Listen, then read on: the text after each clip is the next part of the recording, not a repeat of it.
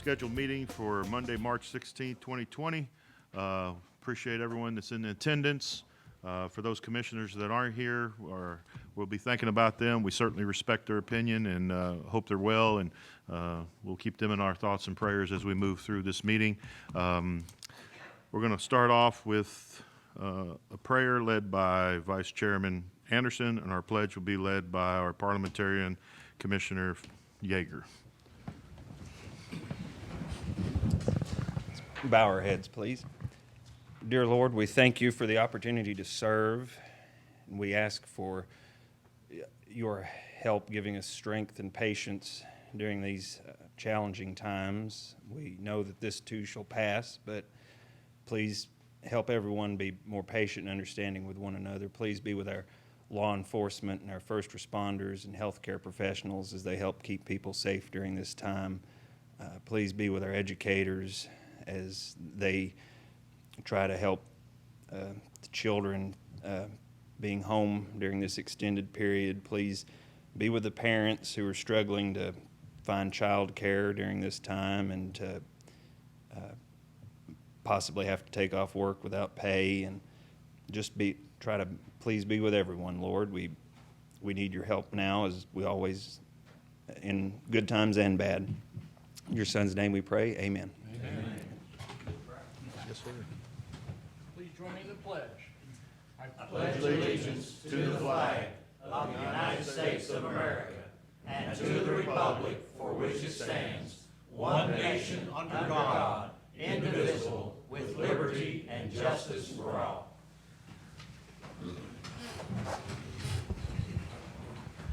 Thank you, Vice Chairman Anderson, and thank you, Commissioner Yeager. Appreciate it. Next, we got everybody checked in here. Looks like we do. Is going to be appearance of citizens. Any citizens like to speak to anything that's not on the agenda? We'll move on to the approval and correction of the agenda. First will be the consent agenda. You are logged in. I was trying to make a motion, but Oh, motion to approve the consent. I think Brian's getting us hooked up. Okay. Second. We got a motion by Commissioner Yeager to approve the consent agenda as presented, seconded by Commissioner Meade. Any discussion? All in favor say aye. Aye. Any opposed? Motion carries. Next is the regular agenda. Oh, excuse me. Commissioner Fritz, sorry. Mr. Chairman, I reckon we need a motion to approve it first. No, I got an addition I need to change.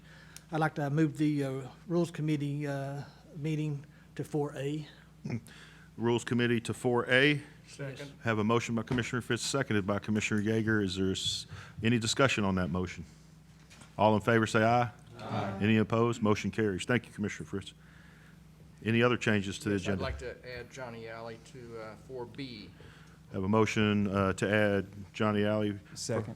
Seconded by Vice Chairman Anderson. Any discussion on that motion to move Johnny Alley into 4B? All in favor say aye. Aye. Any opposed? Motion carries. That's rules 4A. Okay. Any other items on the agenda to change or add? Do I have a motion to approve the agenda as amended? So move. Second. Have a motion by Commissioner Denenberg, seconded by Commissioner Fritz. Any discussion? All in favor say aye. Aye. Any opposed? Motion carries. Thank you. Brian, you going to get us set up to where we can use the motion? Okay, all right. Next is going to be 4A, rules. Yes, sir. Mr. Chairman, at the last meeting, because the meeting was running long and everything, and I had to get up at 3:30 in the morning, I left, but after I left, a motion was made to call a Rules Committee meeting. And when we had the meeting, lo and behold, the meeting was due to fact about the length of our meetings.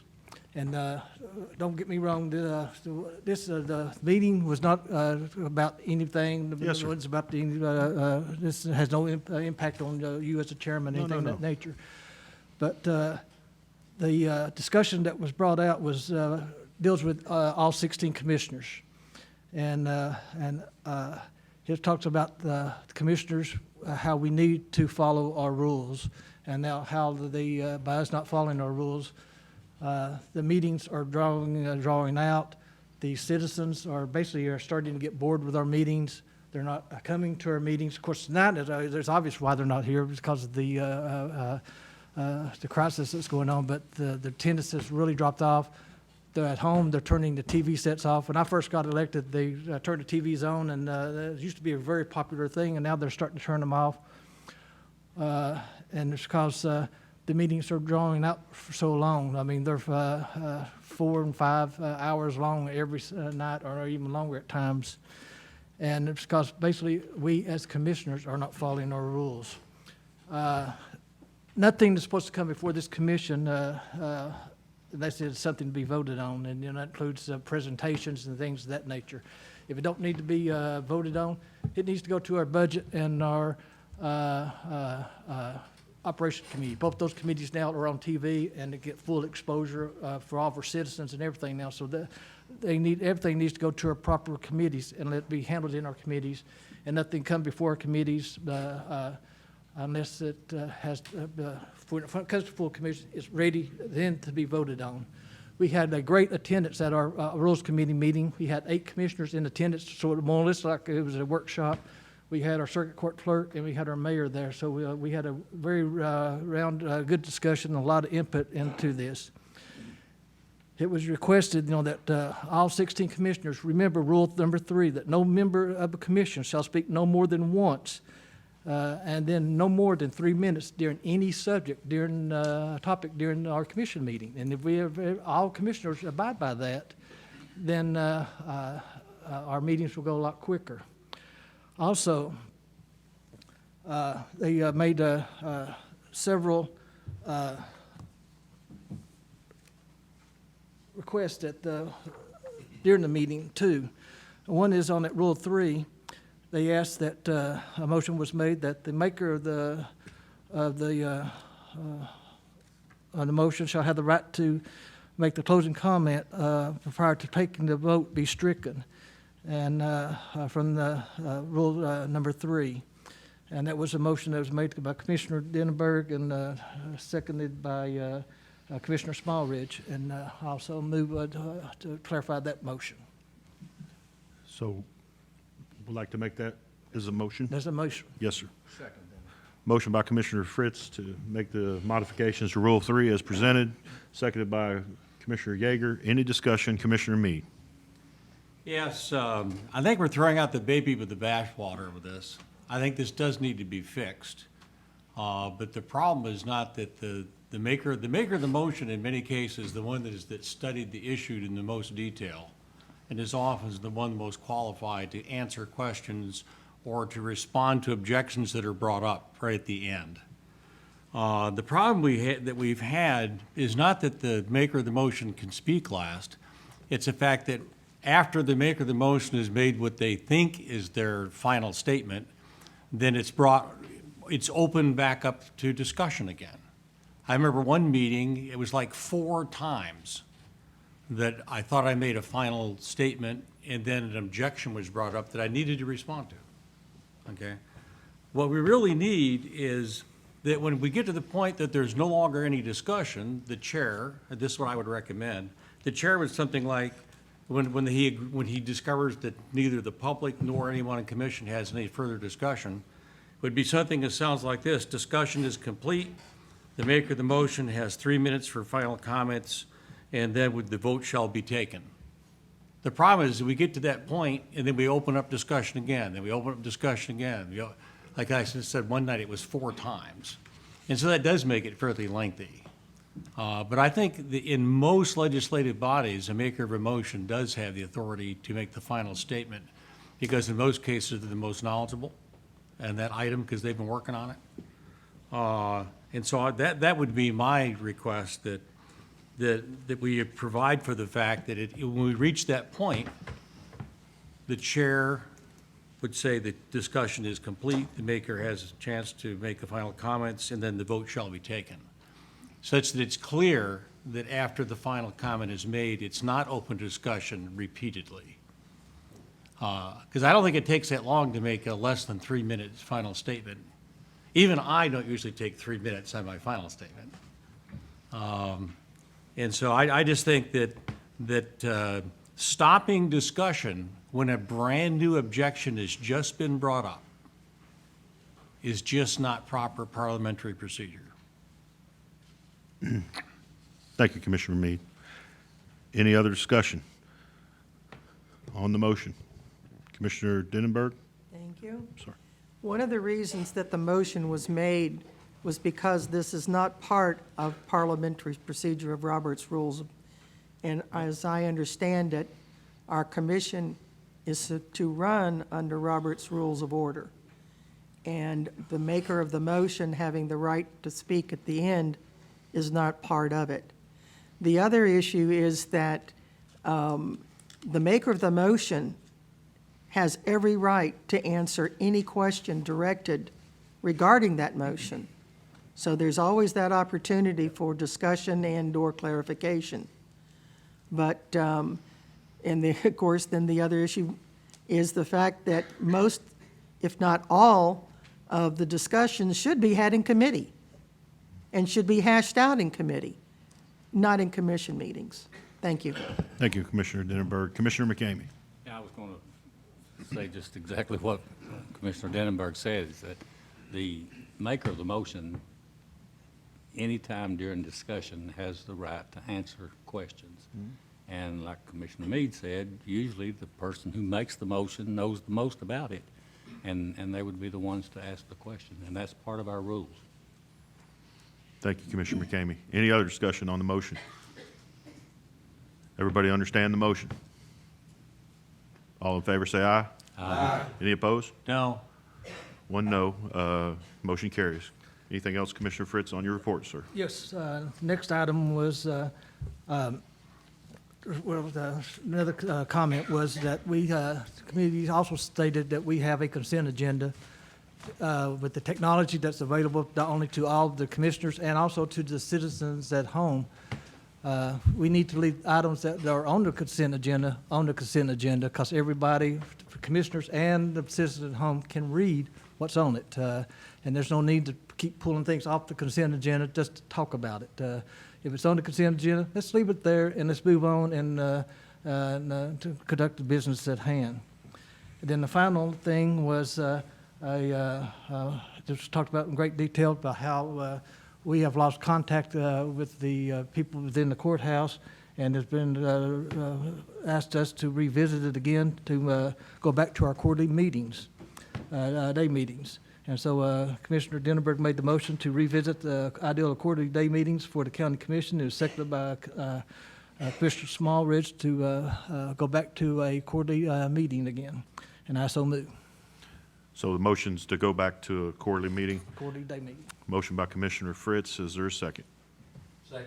Seconded by Commissioner Val. Any discussion? Commissioner Anderson? Thank you, Mr. Chairman. A couple questions. When you say go back to a quarterly meeting, are you talking about the full commission would have 4 meetings a year total, or just every quarter we would go to a daytime meeting? Once every 4 months, you'd have a day meeting. But, so we would still have a monthly meeting at night? No. Okay, that was the one thing I wanted to clarify, and then the other, I just still think as someone that does work during the day, and knowing so many people that do come to our meetings that work during the day, it's just really difficult to get off work to commit to this, and it's I do understand that a lot of people in the courthouse would like to be able to attend the meetings more, and it's kind of a sacrifice on their part to stay here at night, but that's basically what everyone in the public has to do right now, is come to the meetings after work and stay late if they want to be engaged. So I'm not in favor of going to quarterly meetings. Thank you, Commissioner Anderson. Commissioner Meade? When I came on commission about 9 years ago, daytime meetings are really not a problem, because almost all the employers in this area would give you paid time off to attend legislative things if you're elected official.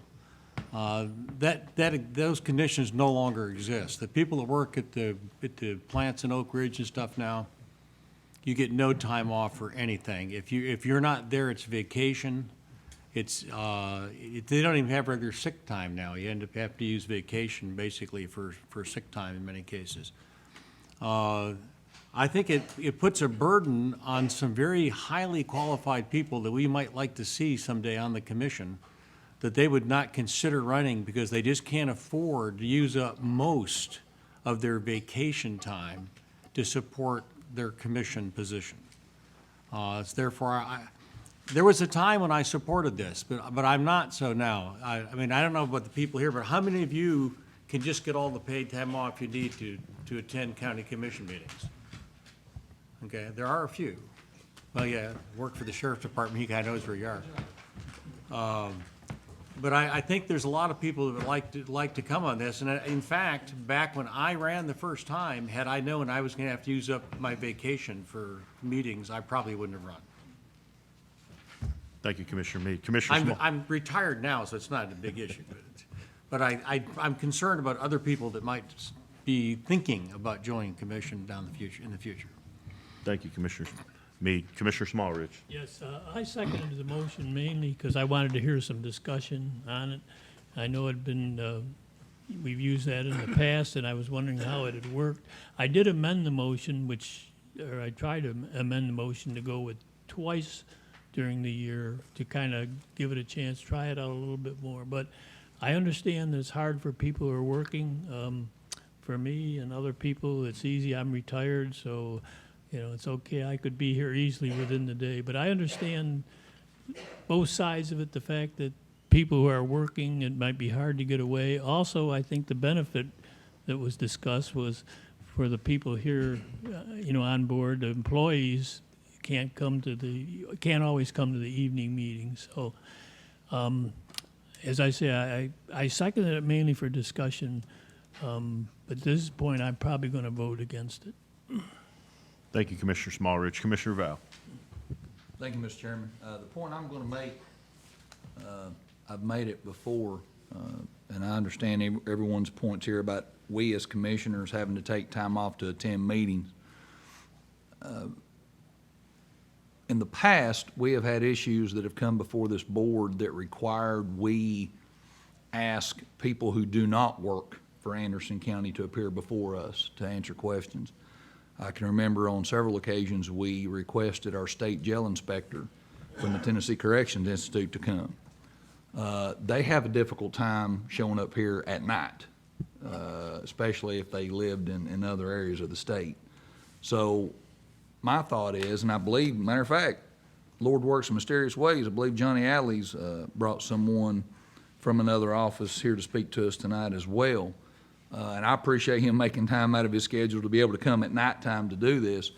I think having a quarterly day meeting 4 times a year, although it may be a burden for us, I think it would be very beneficial to those people who don't work here in the courthouse even, to be able to come and answer questions for us and give us valid information that we need. So I'd like to ask y'all to consider that. I'll be voting in favor of the motion. Thank you, Mr. Chairman. Thank you, Commissioner Val. Any other discussion on the motion? Motion is to have 4 quarterly meetings going forward. When would we start that, Commissioner Fritz? It'd be into the next, what's that? January 23. Let's go. I was. April, July. April? I don't think we could swing it by April, but July would work. Start July. July? Okay. Commissioner Smallridge, you have something else, sir? Last comment, I'd like to amend the motion to start off with twice a year rather than 4 times a year with a quarterly, well, it wouldn't be quarterly, semi-annual meetings. Commissioner Smallridge has offered up an amendment to the original motion. Is there a second? Second. There's a second. Do we vote on that? Vote on the amendment. All in favor of the amendment, say aye. Aye. Any opposed? No. Let's go to the board.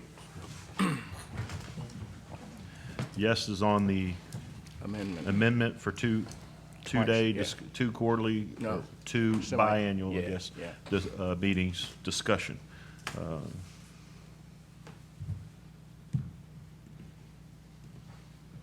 that's just on the amendment. Yes, sir. This is just on the amendment to discuss the amendment offered up by Commissioner Smallridge. Motion passes. I can't say. 9-4. Yes. Okay, so we have now discussion on the amended motion by Commissioner Smallridge. Any questions or comments on the amended recommendation? Commissioner White? Thank you, Mr. Chairman. I'm against this. And matter of fact, we've got 3 commissioners out, that this would affect them also. I'd hate to see us approve this with those 3 absent. I'd hate to see us approve it anyway, because I think there's people that likes to attend our night meetings that can't make it during the day. And that's the reason that's the reason I voted against it, or voted to eliminate their day meetings several years ago. If we're going to do this, I mean, if it's the pleasure of the board, I think we at least ought to wait till this commission is through before we start it. I'd like to encourage everybody to vote against it. Thank you. Thank you, Commissioner White. Any other discussion? Let's go to the board on the amended vote, right, first? And so that if it. Yeah, he just, yes. You didn't have a motion, you just. No, had- sir. He was wanting to speak, I believe. Yeah. So this is going to be on the amendment for 2 days as an alternative to the requested 4 days. So yes is for 2 days, no is against it, okay? Do you understand that, Jerry? I apologize if I made it confusing. Okay.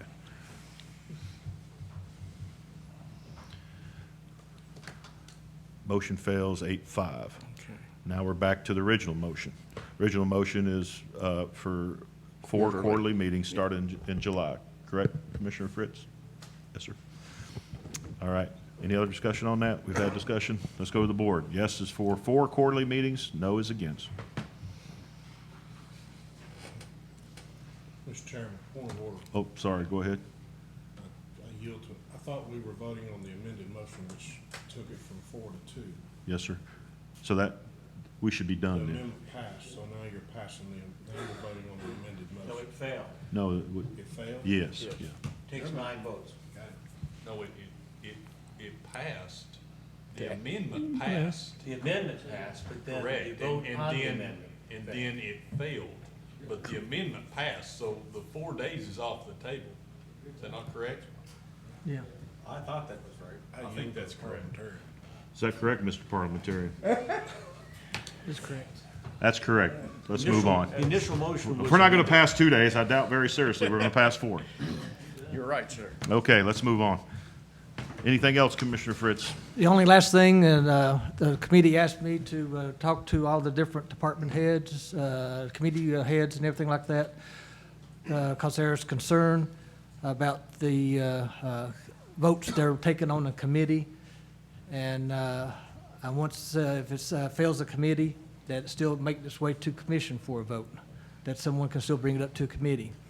And even though that didn't make a vote for it to come here, they wanted to me to work with all the different committees and chairmans and everything like that to see what can be done because they want to give committees more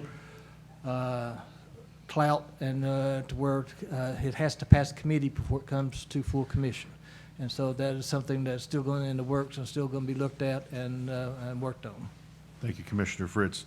Thank you and the Rules Committee for meeting. I appreciate all 8 of you getting together and the recommendations. I appreciate it. All right, next is 4B. Property Assessor, Mr. Johnny Alley, has a guest to introduce, Mr. Gabe Looney from CTAS. Go ahead, Mr. Alley. Yeah, thank you, Chairman Wendell, members of the commission. As I said at the Budget Committee, I was going to get someone to come up in case there was any questions about the city cost share formula that we were imposing and the changes to that. And I would like to introduce Mr. Gabe Looney. He's a property assessment consultant with CTAS, State of Tennessee. I didn't know if there would be any questions, but there were some at the Budget meeting, and I did think I was at the Budget Committee meeting, and I told him that I would bring back, Gabe was unavailable. He was in training in Middle Tennessee during the Budget meeting, so I just asked if he would come up tonight in case there were questions, from the Budget meeting for tonight. I didn't know if y'all would have any or not, but Gabe was happy to come by and answer. Thank you. Commissioner White, sir. Yes, sir. Thank you, sir. My question is, how is the cities in the county going to accept this? And what if they don't accept it? Do you have the authority to collect it? Do you have the authority to put teeth in this? Do you have the authority to say, yes, you're going to pay it? Or what if the cities say, we don't want to pay it? Where do we go, or are there something in place? Thank you. Thank you, Mr. Chairman and members, for allowing me to meet with you this evening about this particular topic. To answer your question directly, the property assessor is specifically required to calculate the cost share. And then because he is not a fee office, he turns it over to finance for collection. They bill it. At that point, it becomes a legal issue.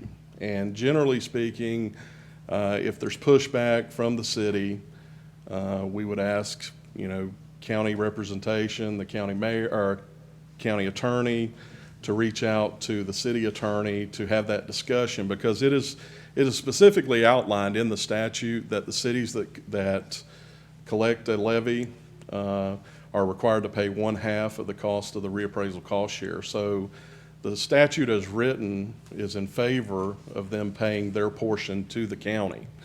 Now, at that point, as far as the teeth goes, ideally it would become an audit finding at some point, but as far as withholding anything, there's an attorney general's opinion that responds or directs an opinion specifically on whether the assessor has the authority to withhold the assessment roll from the cities. Obviously, they can't do that.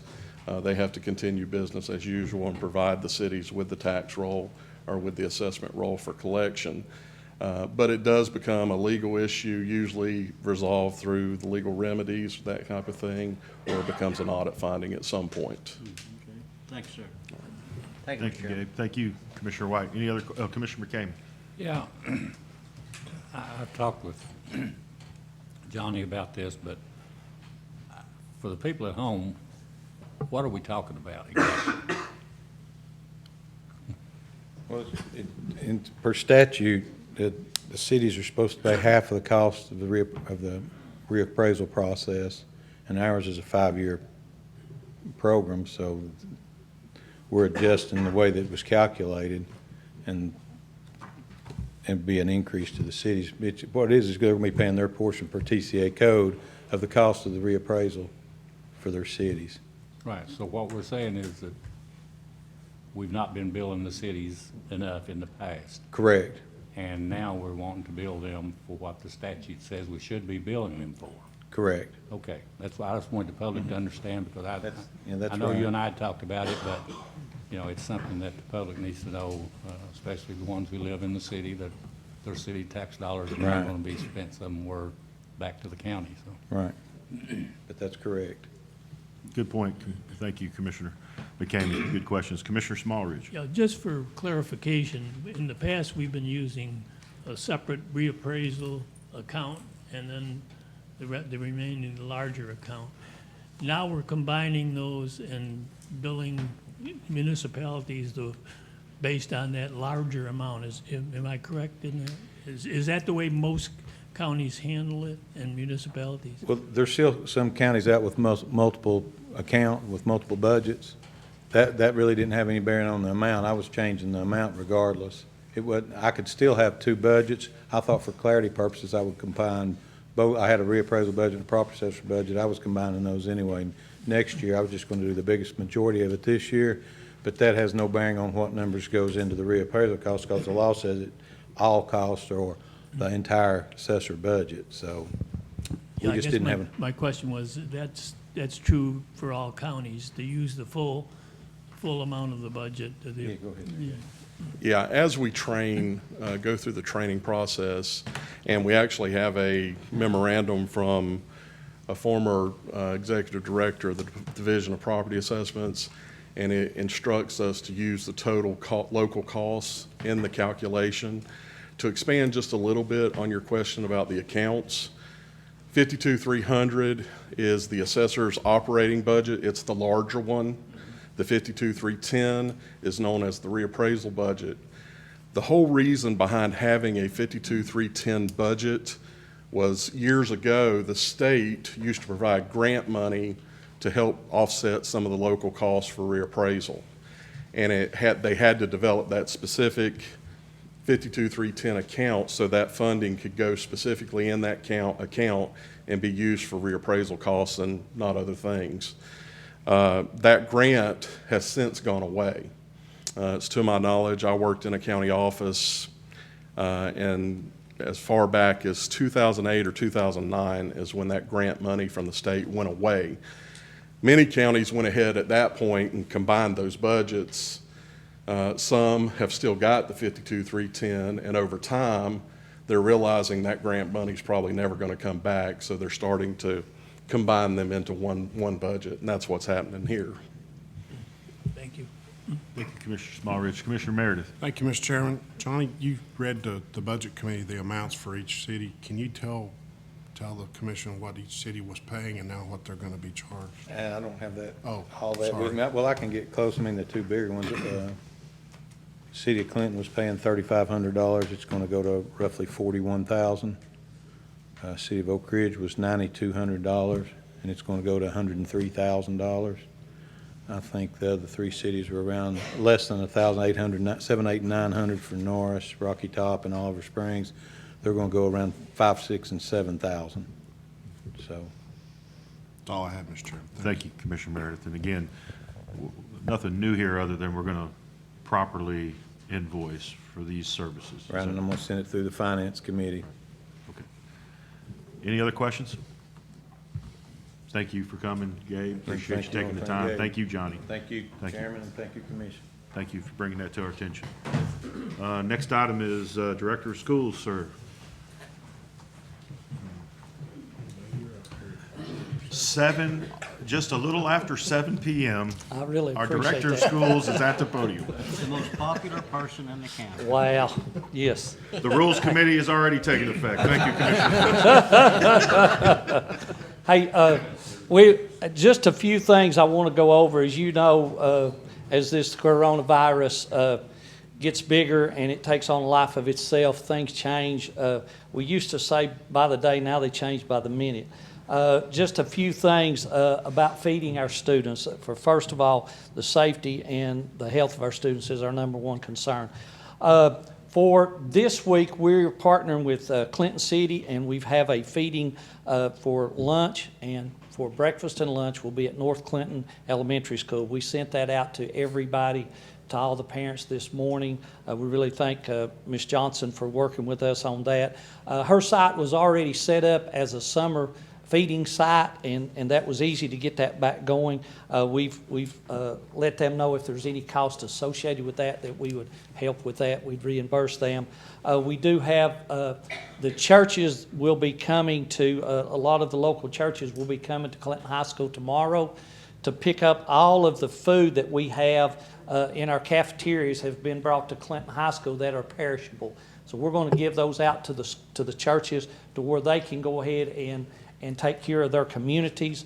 We also are working with the Second Harvest and to fill food boxes, and we've put on our website that if a family can't get out to any of these sites to be fed, that we will take a box to them. I've already got 3 or 4 that we're working on for tomorrow.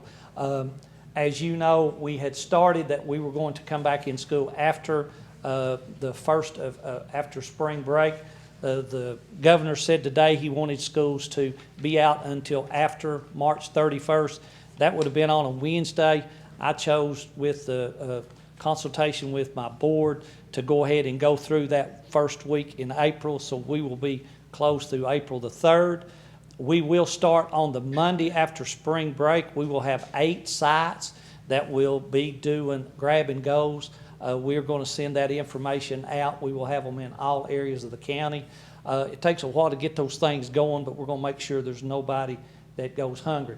The big thing with the feds is because we were on spring break, we're not allowed to use any of that federal money during that time because it's already a time that was designated as an off time. So we're working on that, but we're going to make sure that if there's anybody out there that's hungry, we've had such an outpouring of churches and just people. I just got an email from a parent that said, hey, what I need to do to help. So we've got a great community out there, and our biggest thing is we don't want anybody to be hungry. I think Mr. Anderson, he called and sent me a text and last night said, hey, is there anything I can do, and let me know. So I really appreciate that. The next thing is that we are looking at doing some alternative education. We want to make sure that after the safety and health of our students, we still have a priority to make sure our students are being taught and they have the knowledge they need to be successful. We had over 17,000 hits on Google Classroom today, which is amazing. Our one-to-one is really working in our middle and high school, so our teachers are working. We had teachers work today. They started the process last week. They're working today. We're going to have in-service again tomorrow to make sure that we've got at least a 20-minute lesson every day and work 5 days ahead. We also, our elementary schools, they've been working nonstop over the weekend to make packets for all of our elementary students. They sent out Sky Alerts tonight to our families to say, hey, here's where you can pick these up at. The ones that can't pick them up, on Thursday we'll be mailing those packets to the parents.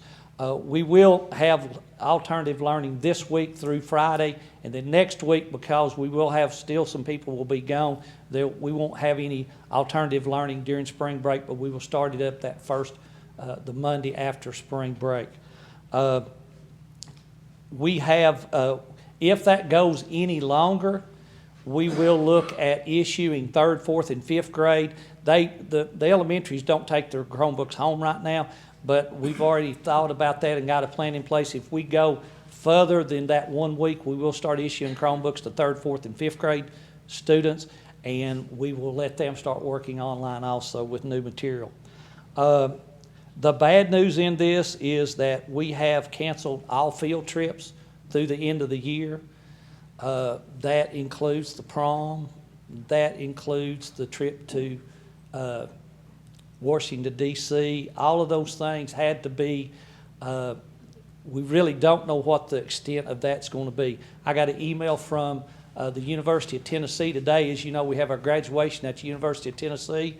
They have said we need to think about an alternative to our graduation. So they have today, I think, suspended even their graduation. So this, as some people said, it gets real fast. And so we're looking at that. Right now we have put in a waiver to not make this time up. Our board did say until we see where we're going over the next 2 to 3 weeks, our people will be paid just like they're on contract because they are contract employees. We are letting our people that have contracts with us, like ESG, and we've got 3 roofs right now we're working on. They brought in equipment for the new gym today. We are letting those people be on our campus to their protocols, but we will not have any students on our campuses really after last Friday.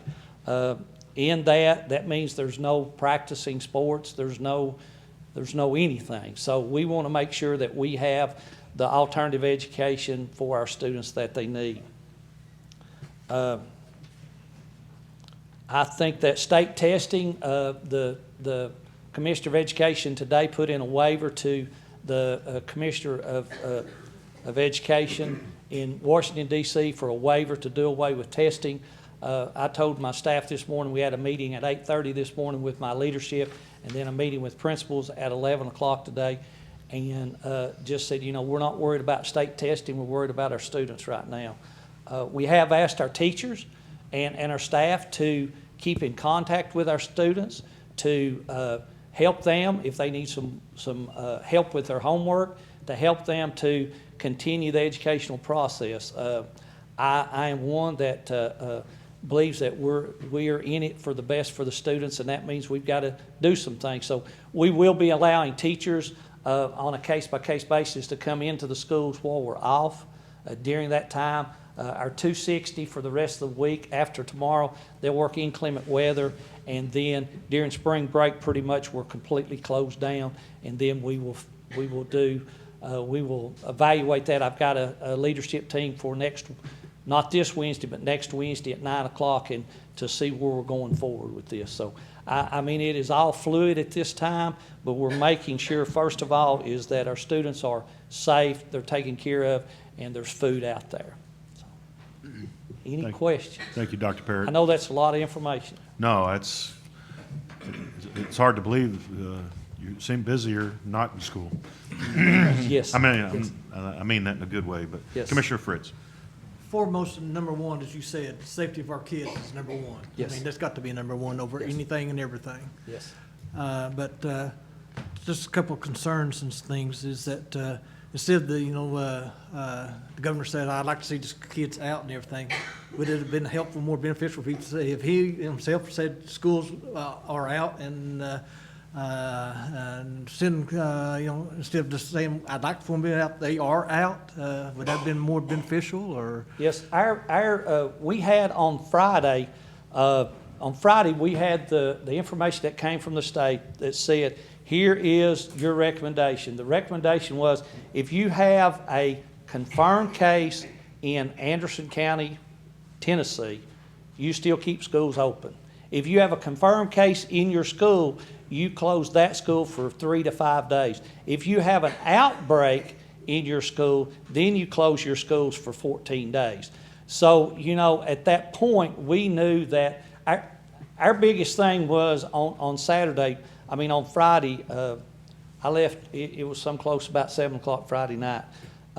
We were trying our best to get through Monday of this week and to get packets out and get through Tuesday, because Tuesday's a big day for our juniors. It's ACT day. So we were going to try to get through that. It became apparent Saturday morning that things were changing. I was in contact with Dr. Burrell, and even Friday night after we left, I'd had a conference call with Campbell County, and then it was not 30 minutes from the time that we had a conference call that said, hey, we're going to try to go Monday and Tuesday and see what's going on. She called and said, hey, I've got a case in Campbell County. We're closing schools till the 1st of April. So even that changed. So, it is, and I think that was the thing. We wanted to make sure that students were safe. We believe really and truly the cleanest place in Anderson County, as much as we've used our disinfectant and things like that, our wipes was inside the schools.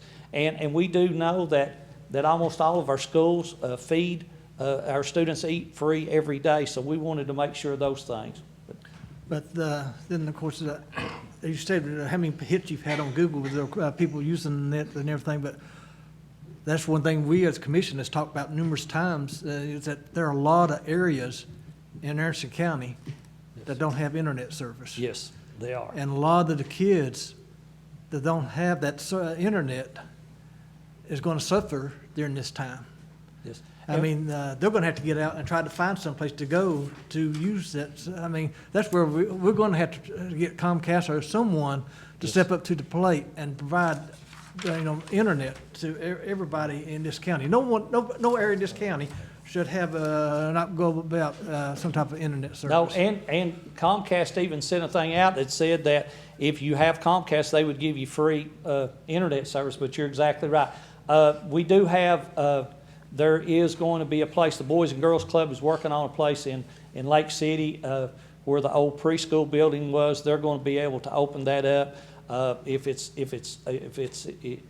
safe, and where students can come in there 5 at a time and do some things. Also, we've sent that out on a Sky Alert and everything like that. So if they need a packet, even the high school and middle school, if they need a packet, we're going to mail that to them, so get to them. But you're exactly right. Yeah, there's some people that's just going to be, they just don't have that. They don't have the phone service. They don't have that other service. Thank you, Commissioner Fritz. Commissioner Anderson. Thank you, Mr. Chairman. I caught part of what you said about making sure that the employees are paid. Are the part-time employees substitute teachers and even bus drivers? The bus drivers they're contracted. The bus drivers will can keep paying. The ones that will not get, what we don't know yet about ESS, we're contracted with our substitutes, they get paid on a daily rate, so we're working through that. If they were a long-term sub in our building, yes, they would still get paid. From bus drivers to our cafeteria workers to everybody, yes, we're gonna go on. And I think those are the people that will be hurt the most, is the classified employees. Any other questions for Dr. Parrott?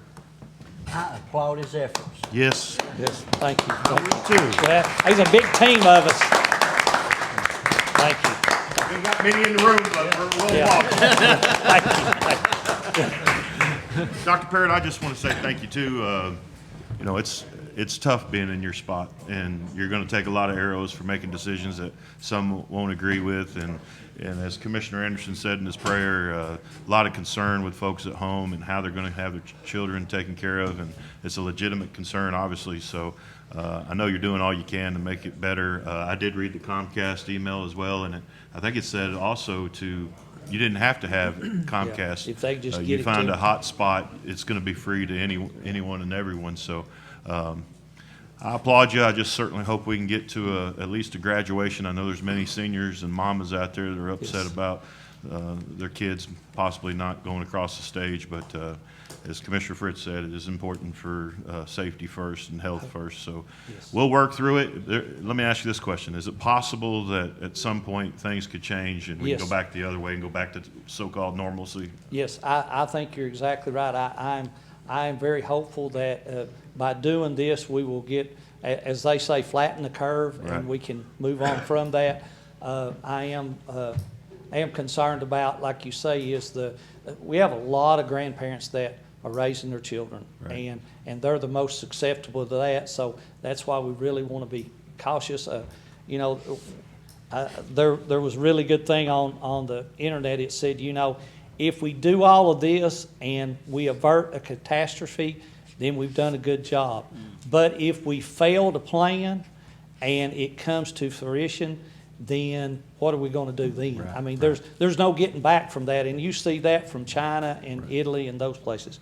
Hey, if I could, Sure. let me change hats for just a minute. As the chairman of the Finance Committee, just want to let you know kind of where we're at. The Finance Committee met last Monday and to vote on on a finance director. That vote ended in a 3-3 tie. And at that point, there was a motion made that we kind of start that process over to have a company to help us come in and give us some applications, kind of I guess you'd say a headhunter, and use that, and also take outside applications. We are going to meet, and I apologize to the committee, I've not got a date yet.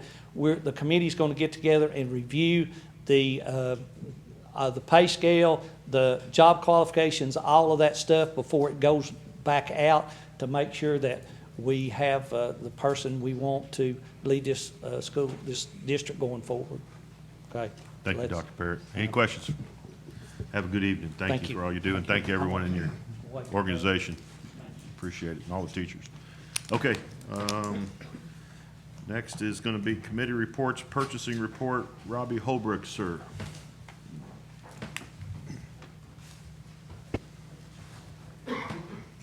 Okay, thank you, Mr. Chairman. All we have on the purchasing report tonight, we have 3 surplus vehicles that need to be approved to surplus by this board. Have a motion, Commissioner Fritz, to approve, seconded by Commissioner Yeager. Any questions?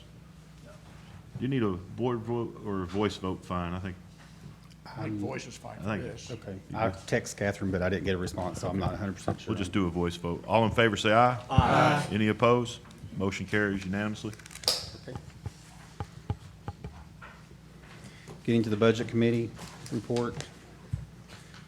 The first thing I have is the cash and fund balance. Unassigned fund balance for general fund is at 3.7 million. Our total fund balance is 7.7 million, and cash is at 12.1 million. And I did make a little note down here, cash would have been 15 million, but we did transfer 2.9 million to Fund 171 for stuff we have done throughout the year, so that's why it's a little different. Robbie, let me ask you a question. Yes, sir. Cash trends. Yes. I noticed we went down a little bit. Right, because we moved 2.9 million to Fund 171. Okay. When we bought capital project stuff out of 171, we had to move money from 101 unassigned to 171, so we just transferred that money last month. Or So actually in this essence, cash would have been almost 15 million, as you Right. said, right? Okay. Yeah, Sorry that's- about that. Go ahead. that's- Thank you for clarification. No problem at all. Sales tax. As we all know already, in January, we had a new record month of 4.6 million overall in the general fund, or the Anderson County was 1 million in sales tax that we collected this month, so that was a nice surprise, I think, Yes. and hope the trend continues, but. Yes. All right, EMS report. Their total revenue is at 4,089,000, which is 70% of their budget. And their expenditures are 3.7 million, which is 62%. So I think they're right on target, as they have been all year. They're doing a really good job this year of controlling their spending, and their collections are up. So any questions on those reports? Any questions? No, sir? All right. Bob does. Oh, sorry. Sure. I Commissioner just had a Smallridge. question, and I know this is hard to project, but the impact on the sales tax of what's going on. I wish I could predict that. There I there still could think- definitely be a significant impact. Yes, I still think this coming month, the month we're expecting now here in March, will be very large, because I still think we're getting collections from December for Christmas shopping, and after that, I'm not sure with what's happening now, so, but I do expect this next month to be large again, so. Any other questions? Okay, Robbie? All right. Group 2, transfers, schools, 17 through 31, looking for approval as a group, or any questions or any that need to be pulled Have a out? motion by Commissioner Fritz. Anybody got a page on their iPad? Or is It's that page 7. Page Well, I'm 7? sorry. I'm not sure what you have in your commission minutes. I'm on mine. 31 and 150. I got 31, thank you, appreciate it. Okay, on page 31 on our iPad, follow along. Sorry, Robbie, so we're looking at what group? Group 2, transfers that are Group 2, school. schools. Okay, we have a motion by Commissioner Fritz to approve, sir. Seconded by Commissioner Meredith. Any discussion? Let's go to the board and vote.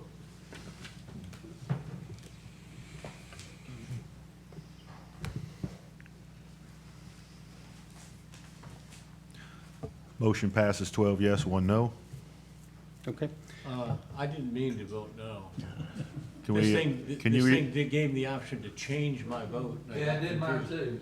The reason for that was on the last vote, when the second, we voted once, and you went to vote again the second time, and then we didn't vote.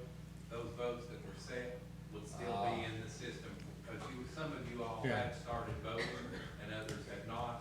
It will take you back to that same screen. It's anticipating that might be the same vote, but, whatever you clicked is what represents now. so can we, Want me to retally the vote? Yeah, can I'd you, like to can redo the vote. can you, yeah, just yeah, thank you, Brian. It Thanks. didn't give me the option to vote yes. It saved all. You're being sabotaged over there. Okay, I'm gonna revote again one more time. Here we go. Okay, this is on group 2. Is it one or two? Two. Group 2, One's transfers. consent. Did we do one? We don't have to do one. It's on the consent agenda. Oh. We just list those out also. Motion passes unanimous, 13-0. Thank you. Thank you for bringing it to our attention. Group 3, there was not any this time. In Group 4, amendments 32, 36 through 36, I need to pull 37 out for a correction, so if we can approve 32 through 36. Got a motion by Commissioner Yeager to approve. 32 through 36. Seconded by Commissioner Fritz. Any discussion on those items in Group 4, 32 through 36? Let's go to the board.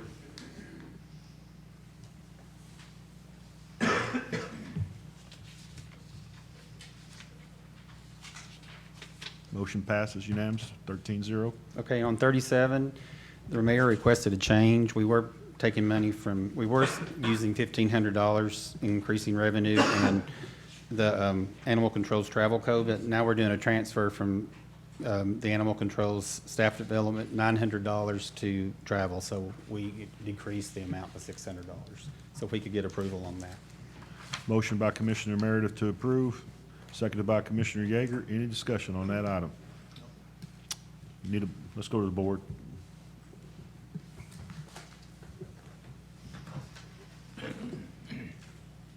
Motion passes 13 yes. Unanimous. Group 5 are transfers non-school, 38 through 40, seeking approval as a group or. Motion by Commissioner Fritz to approve as a group, sir. Seconded by Commissioner Yeager. Any discussion on Group 5? 38 through 40. Let's go to the board.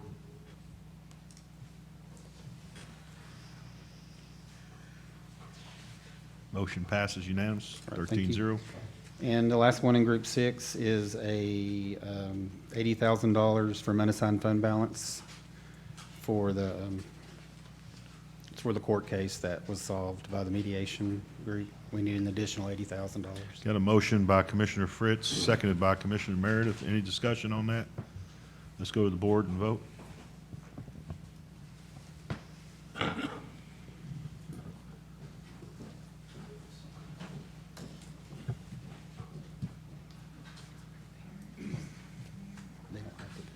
Jerry White.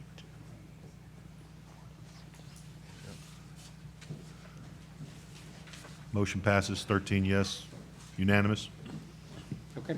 And in Group 7, miscellaneous, item A was removed from the agenda, and B was just, we presented the federal fiscal year 2021 proposed budgets, and no action was taken. That's all I have tonight. Any questions for Mr. Holbrook? Thank you, Robbie. All right, Great job. appreciate it. Have a good evening. Thank you, Dr. Parrott. Have a good evening. Next is County Mayor report.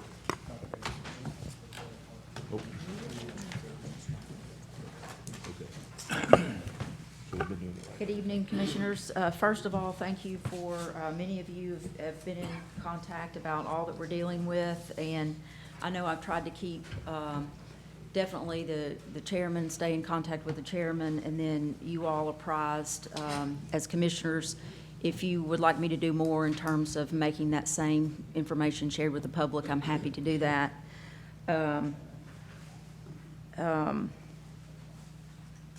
Also, just to kind of let you, I think Jay, under his report, is going to be addressing, we have had some questions about closure, what that would look like if we have a confirmed case, those kind of things. Jay's going to address that more under his report.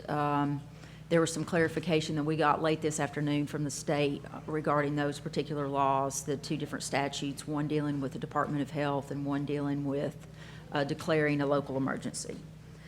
On my agenda, the first I submitted for you was there were some contract modifications for the Mariner Point purchase. One of the things, the church had a concern over one of the clauses that dealt with knowledge of hazardous substances, and they were asking to take that out. That kind of kicked in a material change, and we had a discussion about, obviously, the concerns for protecting the county. They clarified what that concern was about, was knowledge, direct knowledge. They did not want to accept, of course, responsibility for things that they were not knowledgeable about. So they did reinsert that section, and Jay can speak on that. I know he reviewed that, so, and submitted a cover letter. Is that? Okay. So on that, I don't know that it needs approval. If you want to, certainly that's fine. One of the things with all that is going on with this particular COVID-19 is I would, my understanding was that you allowed me to negotiate this based on the certain parameters for cost, but I anticipate needing to move this forward as far as a closing date with all that's going on with this. The COVID-19 has been my full-time job, and then I still have a couple of things left to review. So, for instance, when we did the title search, When Phil Cry did that, he shared that with me and with Jay. There were some, for instance, the title searcher points out issues on deeds that would need to be reflected on the survey, and you have to get with your surveyor on that. So I did get with the surveyor, and those additions were added to the survey map. So there's a couple things like that where I think it would be impossible to meet a March 24th deadline. Because it's like tomorrow I have one event, but everything else is phone conferences with mayors. We're going to meet with elected officials. It's just a constant state dealing with the virus. So I hope you would allow me some lead time to negotiate. The contract does allow, if both parties agree, that we can move that date, and I hope you'd be understanding of that. Any comments? Mayor, I don't see anybody else punch it in, but certainly take the time you need to carry that piece of business forward. And so you're not asking us to take any action tonight, other than allow you time to continue that negotiation process. Is that my understanding? Well, I think the contract is good to go, but I would just like the authorization to change I had notified you all of a March 24th closing date, but if you want to clarify that I have the authority to negotiate that closing date as I execute the contract, I think that would be beneficial.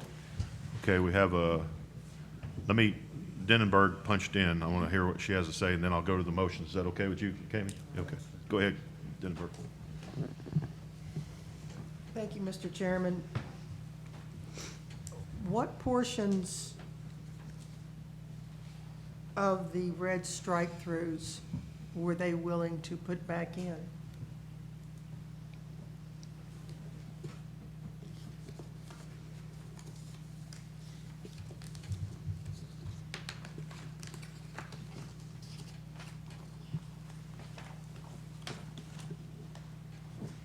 Okay.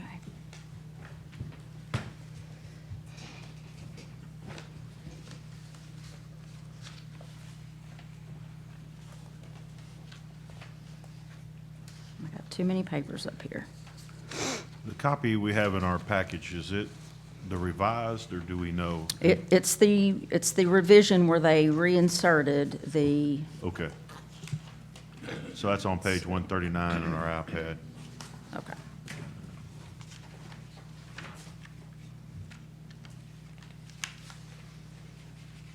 So the section that was taken out, and then they clarified and added language back in. So buyers shall have the right to inspect and improve all aspects of the properties, including without limitation the physical condition for a period of 30 days, the inspection period, which the 30 days is not kicked in yet because I still haven't executed this. That's item 13, I believe. Yes, sir. Property inspections after acceptance. Commencing with the acceptance of this contract. If for any reason whatsoever, buyer is not completely satisfied with all aspects of the properties, physical, environmental, financial, market, or otherwise, buyer shall have the right to terminate this contract at buyer's sole and absolute discretion by notice to seller prior to the expiration of the inspection period. In such an event, the exclusive remedy to the seller is retention of earnest money, and no other proceeding in law or equity are available. However, and there is no earnest money. I mean, the church was willing to do a zero earnest money down. However, once closing is final, buyer waives inspection and approval rights. And that's the same as other contracts that we have done before. Buyer shall have the right to re-inspect the properties immediately prior to the closing. If an adverse change in the condition of the properties has occurred, buyer may terminate this contract, and in such an event, the earnest money shall be immediately returned to the buyer. Each party shall be released from further liability to the other. To the maximum extent permitted by applicable law and except for seller's representations and warranties in this agreement, this sale is made and will be made without representation, covenant, or warranty of any kind, whether express, implied, or to the maximum extent permitted by applicable law by the seller. As a material part of the reduced purchase price being paid for the properties, buyer agrees to purchase the property on an as-is and where-is basis with all faults and without any representation or warranty, all of which seller hereby disclaims, except for those representations made by the seller as set forth in sections 15, 16, 17, 18, 19, and 20. Purchaser acknowledges that it has entered into this agreement with the intention of making and relying upon its own investigation of the physical, environmental, economic use, and legal compliance of the properties. And then on the hazardous substances, seller represents that to seller's knowledge, seller has not manufactured, handled, stored, disposed of, treated, or released hazardous substances on the properties during the period of seller's ownership, other than substances customarily brought upon, stored, handled, disposed of, or used in the operation of a church with similar characteristics. Except for the immediately foregoing, seller neither makes nor has it made any other representation or warranty respecting the environmental condition of the properties. Buyer is encouraged to obtain its own environmental assessment of the properties during the inspection period as defined in Section 13. Buyer hereby acknowledges that seller has previously furnished to buyer a copy of Phase 1 environmental assessment dated September 20th, 2013, prepared for the seller. Buyer further acknowledges that it has reviewed said Phase 1 environmental assessment. The term hazardous substance means any hazardous or toxic substance subject to regulation, investigation, control, or remediation under any applicable environmental law, including but not limited to Comprehensive Environmental Response, Compensation, and Liability Act of 1980 as amended 42 U.S.C. 9601. And then they also added knowledge for the purpose of hereof, seller's knowledge shall be limited to the knowledge of Dr. Chris Stevens, Dr. Josh Whitehead, and Aaron Goin of Faith Promise Church. And in speaking with them, their concern was to accept liability 40 years from now for what they do not know. But the Phase 1 environmental was provided, and then we are also doing a Phase 1 environmental on the main church property. So those conditions would be satisfied. Thank you, Mayor. Commissioner Denenberg, do you have anything else? Jay, Yes, ma'am. do you feel comfortable with the way they have reworded this contract? I don't have a problem with it. It's, as long as everybody understands, it's as is, where is, what you're buying is what you get. There's basically no warranties. Now, we'll put warranties in a warranty deed. There's 7 warranties that go in a warranty deed that says they'll defend the But they're asking for title. a special warranty deed. I wish he would just go ahead and do a warranty deed. I've not that seen his bothers me. special warranty deed, and I'd like to look at that, but we're not at that point. We're talking about the contract here, but Well, that I can was- get through his red lines on his contract and the new proposal. I've always felt as though that we were buying it as is and that we were going to do a diligent job, and I think the mayor has on doing our inspections. I know there was work being done they were inspecting the roof last week, so I trust what she's done, and I think she's done a good job at going out and getting good inspections, and we've got to rely on those experts, those subject matter experts that have looked at this facility, and they say it's okay. They did change it. They did change it. They took out special warranty and are, in the contract, Right. reads warranty deed. I And want was a warranty concerned because deed. they were given a warranty deed and I was Yes, not yes. willing to accept a special warranty deed. But I hope we are the ones that draw out the deed, and we'll include all 7 warranties that are generally found in a warranty deed there to protect us. But as far as this, I think we all were under the impression it was as is, where is from the very beginning. But does that answer your question? Yes, it The limiting to the 3 people,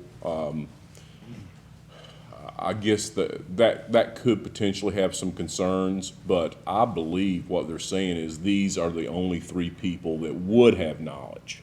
And they're not trying to intentionally not name a person that does have knowledge. I have to have faith in what they're trying to do there, and they're saying these would be the only 3 people that's dealt with this building, and they're the only ones that would have knowledge. In the title search that came back, Were there any outstanding items that you recall? There was, well, not appearing on the survey, there was a sewer easement, there's an electric easement. The surveyor sent back, which I've not even had time because of this, I mean, it just came through. He sent the revised survey. There was, there is a lien, which I guess the property is listed as part, you know, in the title search, you know, made sure we've got to have that addressed when we do get It's to in the closing. contract. And that's, It'll be yes. released prior to closing. So I guess part of their whole, you know, their whole debt structure as a church, that property is included in that. So there were several things that the title, several items, but only a few of them applied. I So, don't think any of them were major. yeah. Were there anything that were being required to be cleared before title could be issued? Title policy could be issued? The only thing that was the issue was the lien. Okay. Yes. All right. But Thank we've you very covered much. that. It's, Thank they've you. not eliminated that portion of the contract. Thank you very much. You're welcome. Good discussion. Thank you, Commissioner Denenberg. Commissioner McCamey, state your motion, please, sir. And before you make your motion, parliamentarian, we're going to have 9 votes? Yes. Okay. Go ahead. Motion was to allow the mayor to go ahead and continue negotiating with a closing date no later than April 24th. Have a motion and seconded by Commissioner Meade. Any discussion on that motion? Let's go to the board. Yes is to extend it. No is opposed.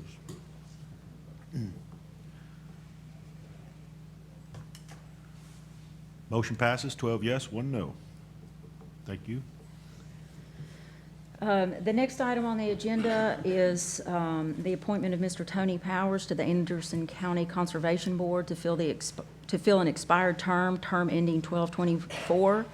And thank you to Commissioner Anderson for the recommendation of Mr. Powers. Motion by Commissioner Anderson to approve, seconded by Commissioner Yeager. Commissioner Fritz, did you have a question? I encourage everyone's support on this. There's been 3 different meetings that the past several months that we've had to go without taking any action because lack of a quorum.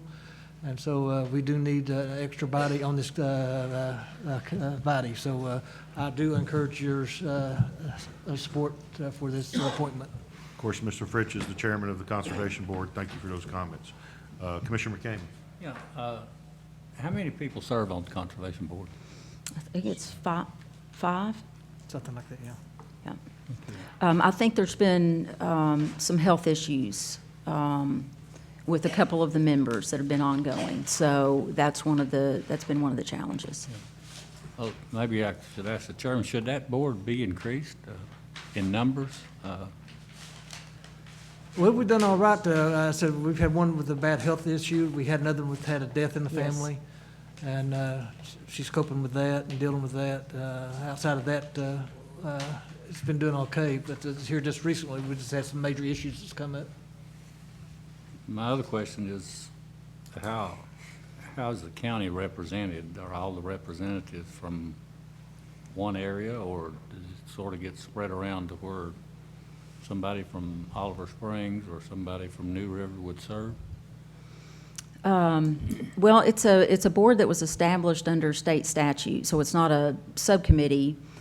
And I think it was put in place, I want to say, 67 or something? yes. Yeah. So, no, I mean, I think it's been generally people who have had an interest in serving. Okay, that's all the question. To follow up on Commissioner McCamey's, could there be more members, Jay? Or is, It's controlled by statute. I know it is a statutory. I'll be glad to look at that for you. seems like that's correct. That's kind of what I remember too. Controlled by statute. It's, I don't know.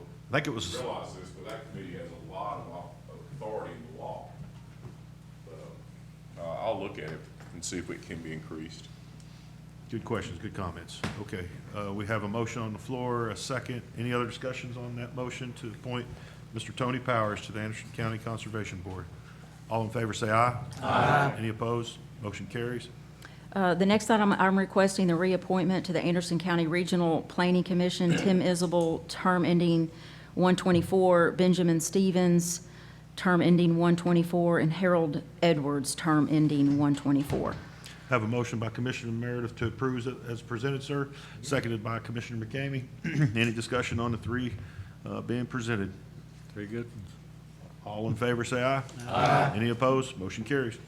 And last thing, Mr. Chairman, I would like to request a motion to authorize the mayor to correct a calculation error on the 2019 PILT agreement with the Department of Energy to reflect a number of $652,698.77 instead of $653,698.77. We already have a resolution that we brought through commission, and we've submitted the paperwork. But this calculation error is because of a decimal point being carried out one too far. And so I would prefer authorization instead of the mayor just doing an initial on that agreement with them. And the mayor did speak to some of us before our meeting, just to bring it to our attention, so that's the reason we didn't add it to the agenda. But it's a $1,000 amount that we need to, Go over to the 6 and then a comma. I don't think they want to go that way. It probably wouldn't fly up their flagpole. All right, any other discussions on this motion?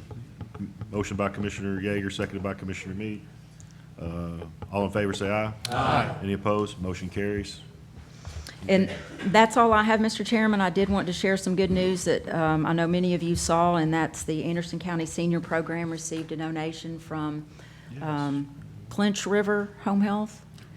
And I think that's a great compliment to Anderson County. It's a great compliment to you as commission and to the program and the services that are provided. So that's going to go a long way in helping people in Anderson County. And then I'll be... Again. Pardon? The amount again? $45,000. So that'll take care of any work that needs to be done at the new facility, and, you know, it'll go a long way. So, and just one last final comment. I would just like to say, you know, I know you all are a big part of giving the public hope and confidence that we will get through this. And I can remember back in around 9/11, I read a book by Camus, and you know, when we go through experiences like that, it's often a uniting experience. And so I think Anderson County has shown a lot of that. I mean, there's a lot of conversations that take place that the public does not get to see between the sheriff's department, the chamber, the health department, the ambulance department, and commissioners and elected officials. And it is a time to come together and do what we need to do for the people of this county. And so I want to thank you all for your participation there, and just convey to the public we're all working hard and we're going to get through this. Thank you, Mayor. Commissioner Yeager. Just want to thank the mayor for the Albert Camus reference. Don't hear that every day. We'll all be Googling that soon. Mayor, I would also like to say, though, there's a lot of times, as you've already pointed out, that folks don't know what's going on behind the scenes, and I do appreciate all the commissioners' emails and questions and concerns, and they have every right to ask those questions and have those concerns, and I appreciate the way everyone's handled themselves, but I also appreciate, Mayor, your leadership. I like the way you got the press release out last week, and I appreciate the way you've set up this meeting and encourage citizens to kind of stay at home if they could and watch it on TV. And I would encourage the citizens at home that aren't here tonight to obviously reach out to not only you, but all of us as commissioners. If they have questions or concerns with things we've taken action on, as always, just contact us. We'll certainly respond. And I know we have one commissioner here, Commissioner Isabel, who's followed this very stringently. And if you got questions on the coronavirus, He probably can answer more than you care to know. If you have questions, I'd encourage you to contact him, and he'll bring you up to speed. But thank you again for your leadership as well. I appreciate it, and Jay, and I guess Jay's probably going to talk about this closure piece now, maybe. Yes, yes. Thank you. Thank you. Commissioner Yeager, do you have something else? Or is- No, there's plenty. Try to be quick here. The answer to your question on the Conservation Board is statute says 5 to 9 people. We currently have 5 on there. So yes, the answer is we can increase that to 9 if you so desire. Jay, is there any kind of stipulation in that statute that has to be commissioners or? No, sir. Okay, so it could be Let me pull it more up real quick. citizens if we need it. I didn't think so. I didn't think there's any stipulations on commissioners. I No, think I'll we check. like to have a commissioner's chairman, of course, but yes. But anyway, if you want to take that up next month, we'll certainly look at that. Thank you. But I think we'll all yield to the Conservation Board whenever Yes. they so desire. Yep. There, just a couple things. Charter Commission, they will be meeting on April 6th. I believe that's the first Monday at 6 o'clock to continue their work. The Toyota case, I need about a 5-minute executive session at the end of this, the regular meeting.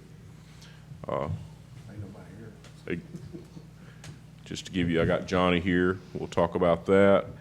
And I had a couple questions, and that was about how we're going to handle things if we have no purchasing agent, the budget committee, and things of that nature. And this morning, then I had an issue I helped the mayor with. And we do have 2 statutes that I want you to be aware of. I gave you a handout that involve emergency closure of the courthouse and governmental operations. The first one that you can turn to, I gave you the CTAS excerpt, a letter from David Connor that was received today. Under 582-110, emergency management powers, if you'll look at subsection 3, I believe it is, all the way down to 6, we can declare a local state of emergency in order that certain commercial vehicles engage in the distribution of electrical power. Well, it goes on down, it talks about we can declare a state of emergency. Now, that has to be done by what we call the CLEO, and that is the highest ranking local elected officer. That is the county mayor. Now, I would think the mayor would do this in consultation with others. She normally does that with snow closures, weather closures, but the mayor does have the power to close county governmental operations. I've checked with my friends and colleagues at the Tennessee County Attorneys Association. They do have certain levels of closure in various counties around the state, mostly dealing with libraries and schools. No one has closed the main courthouse yet, but it is certainly up for consideration at their monthly county commission meeting. So if that does occur, the mayor does have the authority to close county government operations, and you see the other things the CLEO can do in that statute. If you have questions, please let me know. Also, we have another provision of the orders of the county health officer. Now, the mayor and I did some checking, and it seemed like everybody I tried to call, she beat me to it. But thank you, Mayor, for this work. But anyway, we didn't have a county health officer as of about noon today, but the mayor has got us a county health officer, and that'll be Dr. Trish Sturdivant. You have to be a medical doctor. And so she's volunteered. She's our regional one to do Anderson County's health officer position. It's strange that we find these positions we should have, and we've got people up here like Commissioner McCamey and Commissioner Creasy have been here all these years, and nobody knows we had to have this. Like I remember that time we had to do approve the expansion on Methodist Medical, and we didn't have a health council in place. But anyway, we need a county health officer, and we do have that in place thanks to the mayor. That'll be Dr. Trish Sturdivant. So Dr. Sturdivant and the mayor can work together and close it for health concerns also. So we do have those two options that are available to us. If we do need to close this building in county government operations, we do. But now remember that some departments just can't be closed. And those are the sheriff's office, EMS, and things of that nature, the road department. I mean, these men and women that work for those departments are in it no matter what happens. And, but if things come to it, fruition and things get worse, then we do have that opportunity. Now, also, I did want to mention that one statute under emergency powers, we can do purchasing, we can do budgeting, all in the name of emergency powers. So those things will carry on, I won't say as normal, but we will still be able to make purchases of an emergency nature. And any questions on those issues? Any questions?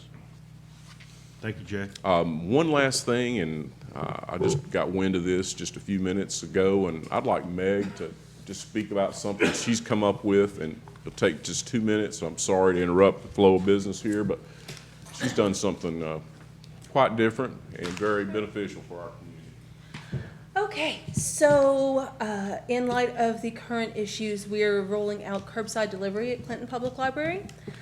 We started today, actually, from 12 to 5. Patrons can place reserves on their items via the internet or via phone, and we'll bring the items out to their vehicle for them, so they don't have to come inside. Good job.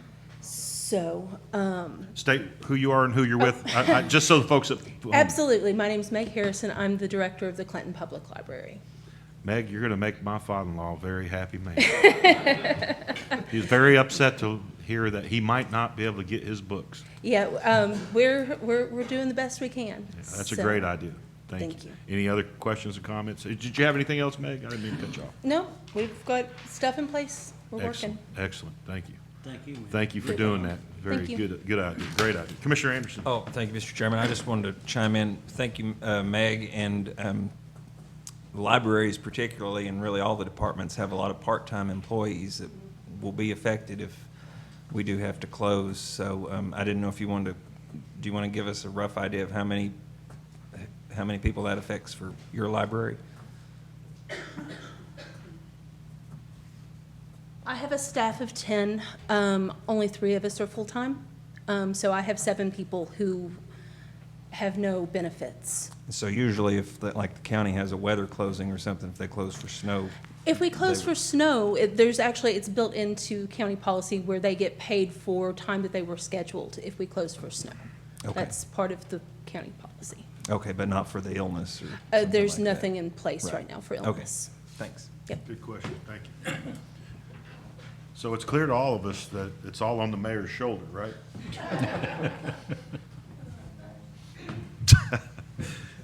Well, hopefully we don't go down that path. I think the mayor's. I'd say she can handle it. She could. I believe she could.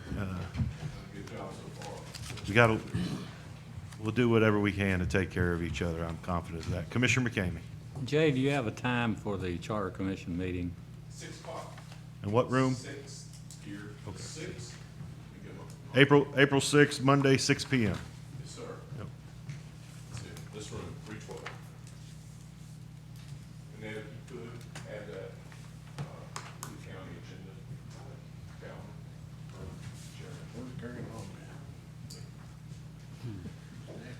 Okay. Commissioner Isabel, sorry, sir. Thank you, Mr. Chairman. Jay, on the Carl Clifford Smith on the case update, Yes, Robbie handled that. so that's what that was up? Yes, Robbie already took care of that for you. All right, so we paid the full amount so far? So far. 480. We're still battling with the gentleman on front pay issues, but I'll keep you abreast of that. So the 480's been paid. Thank you. Okay. Commissions, boards, reports, road committee, road report. Gary Long's not here. Did you want to give that, Chuck? Or, oh, sorry, Jerry White, sorry. Thank you, Mr. Chairman. I'd recommend that the full commission approve the road committee's meeting.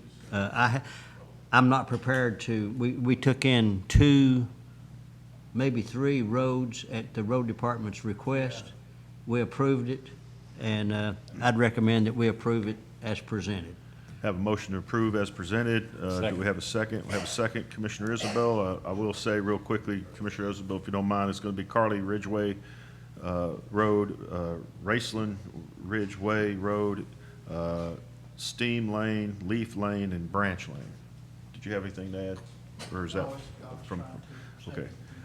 That's what was in the minutes. Any other questions on that? No. All in favor, say aye. Aye. Any opposed? Motion carries. Thank you. Thank you. Commissioner White. Operations Committee, Chairman Isbell. Thank you, Mr. Chairman. Really, we didn't have any action items, other than we first talked about and this was supposed to be run by the road superintendent. Commissioner Wandell made a motion to approve Resolution 20-03-810 upon acceptance from the road superintendent. So I don't know if that's been done. It was first under the mayor's report on operations. I think you can do that, and then I just wouldn't execute it until his approval. He has the maps. I sent him the contact information for the project manager at TDOT. This is for right-of-way. So what TDOT is wanting to do is they want to get started on the right-of-way purchase in order to do that new bridge over, I think it's in your district, Commissioner White, and Marlow. Commissioner McCamey's. Brushy Creek. It's Highway 61. Yes, Highway 61. It's a state project. So, So we need a motion to approve resolution as stated 20-03-810 upon acceptance from the road superintendent. Is that Yes. the way your motion is? That's correct. Okay. Lost the screen. We've got a motion by Commissioner Isabel, seconded by Commissioner Meade. Any other questions on that motion, that resolution? All in favor, say aye. Aye. Any opposed? Motion carries. Mr. Chairman, the only other resolution was sent over to the legislative committee, and I think that's under his report. That Thank- concludes the operation. Great report. Quick. All right, next is going to be, we've already done the rules, legislative committee report. Yeah, to be very short. There was a resolution that was passed on for study at our committee, the legislative committee. And basically, the problem we got was the resolution that we actually passed at that time, and then passed on just for me to have some look at it. Called John Reagan, called some other people, called CTAS. This is the problem. The change we wanted to make to this particular statute is general law, and changes to general law can only be made by a regular bill to the legislature.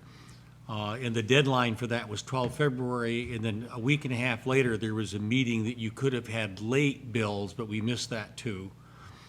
It was looked at to find out, in fact, I asked John Reagan to check, and he did. Was there any other bill that was in the same section of the law? Because if there's already a bill in the same section of the law, you can add things as an amendment. But there were no other laws or bills that had been submitted. So it ends up that we're blocked from doing this. And this has to do with the TVA Bull Run Steam Plant closure and the commission trying to have more authority over the approval of any new landfill. I was very much in support of that, but what we've discovered is it's too late to put the bill in. Private acts can still be submitted, but there's no way to resolve this issue with a private act, because no matter how we write it, it's going to be a rule that's general across the state and not specific to Anderson County. Excuse me, I'm sorry I missed that conversation last week, but we had already sent this down. There was one change in that. Yeah. That was never intended to be only a private act. It had, we knew ahead of time, it had to amend the Jackson law. And also, the only change was the percentage in there. So we were in well before that deadline. All I know is the first I knew about it was last Friday, was the evening of the Operations Committee meeting. We when I passed it in became aware of it. February. It was And- passed in February. I don't know what the date, the cutoff was the 12th. I know there were some discussions about, there was concern that TDAC didn't like the provision that didn't have the change. I'll address that. They were setting up, and I don't know if the gentleman from TDAC was a lawyer, but he was setting up an equal protection lawsuit against us. And what he was saying is that that 20% or that we had in the number in there before, that would hurt the small landfill operators, the family operators, that he recommended we go directly after fly ash. No. That would easily be challenged by TVA on a constitutional basis because we're picking on them. Who's the only fly ash generator in this county? It's TVA. So what we did is we dropped back and we amended that to a 50% threshold. I called the environmental attorneys across the state and they were all on board. That's a good way to handle it. That way we're not so-called as the TDEC guy that gave advice to Representative Reagan that we're not hurting the small landfill operators in this state, and we're going after the people that need to go after that have 50% or more hazardous waste in their landfill.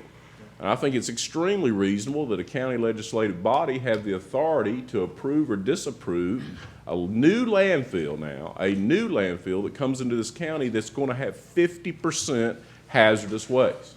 That's not too much to ask. I don't think there's anybody up here that will disagree with me on that. I think we've been pretty clear. I'm shocked they're not taking this bill because they know it would help us dramatically in this county. Mr. Chairman, Yes, sir. Commissioner McCamey? you said we approved it in February. That would have been our February 17th meeting, but the deadline was February 12th. Commissioner Denenberg had already told them that we were doing our best to get it done, and they gave us a special exception to February. And I had been told that the time limit had been extended. Okay, if they extended it till the 19th, which was a week later for late bills, then we did approve it prior to. And the thing is, they had a copy before it was approved by this body. They know exactly what we were asking for. Now, that brings me to another issue. We're going to need at this point to extend the vote for the Jackson Law vote.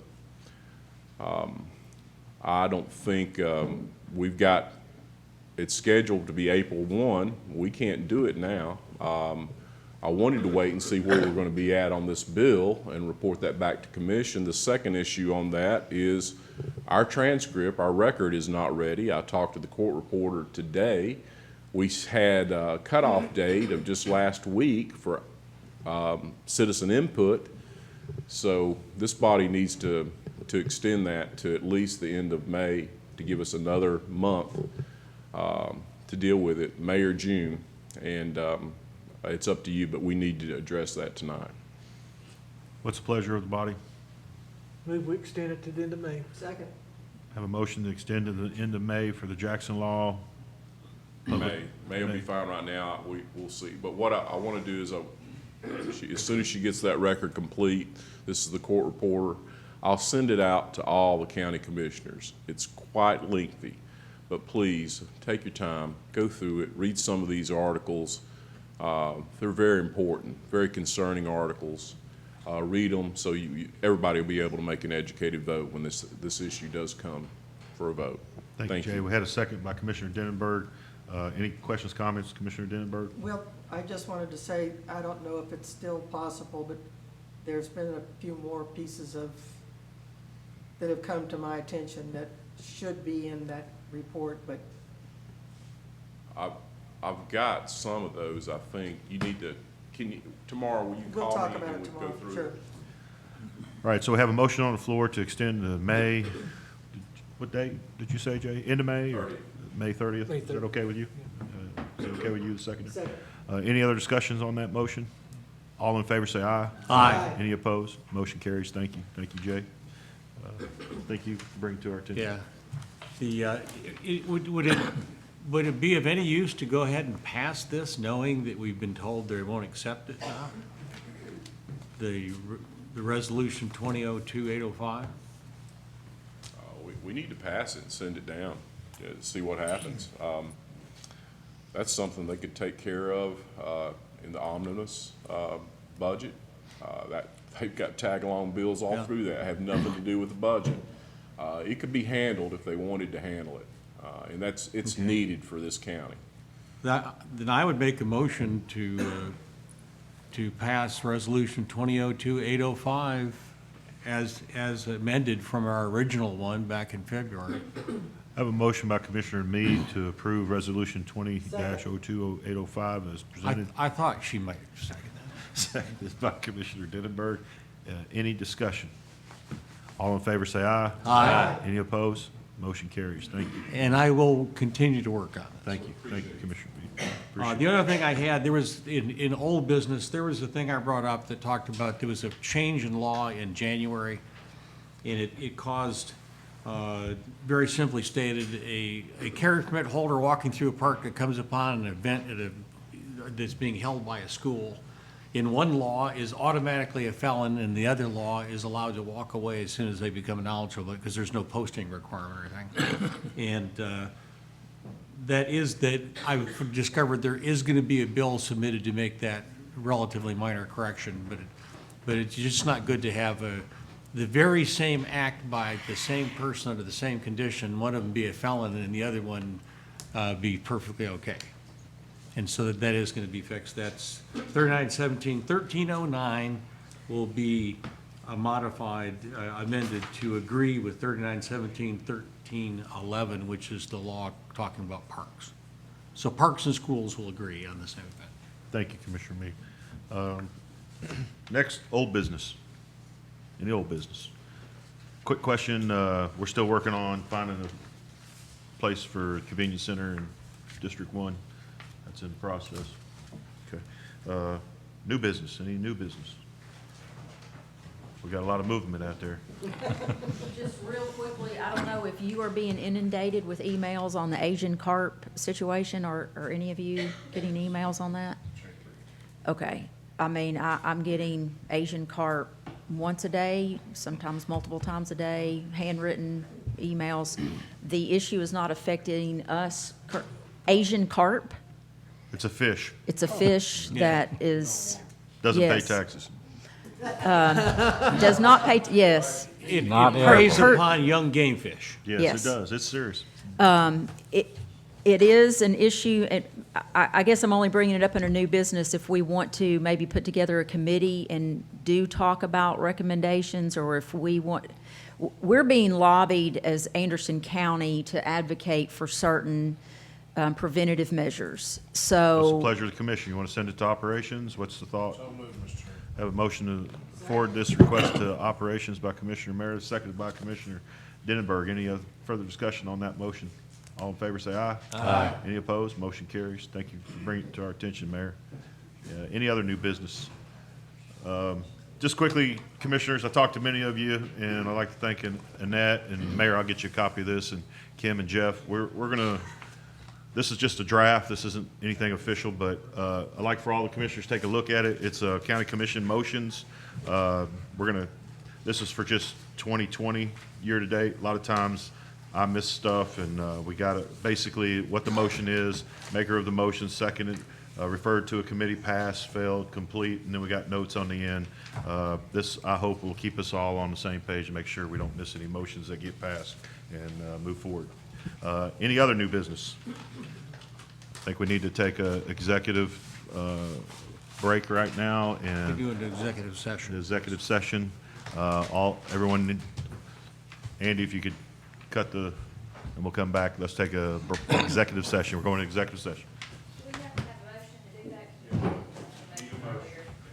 Do I have a motion to go into executive? Motion by Commissioner Meredith, seconded by Commissioner Yeager. Any discussion? All in favor, say aye. Aye. Any opposed? Motion carries. Thank you.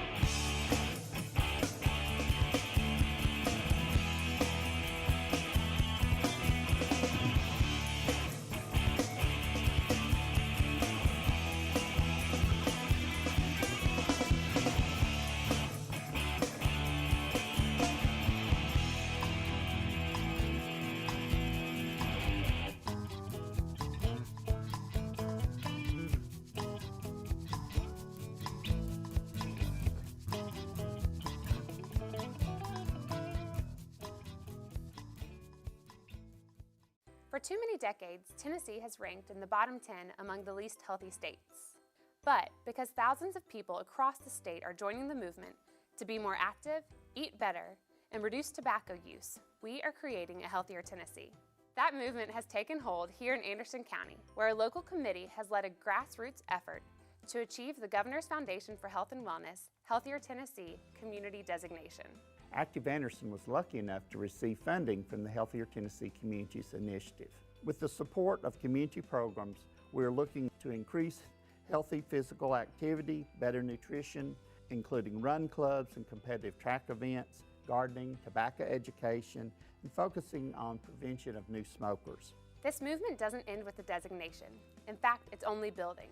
To get involved with the Active Anderson Committee, visit facebook.com/ActiveAndersonTN.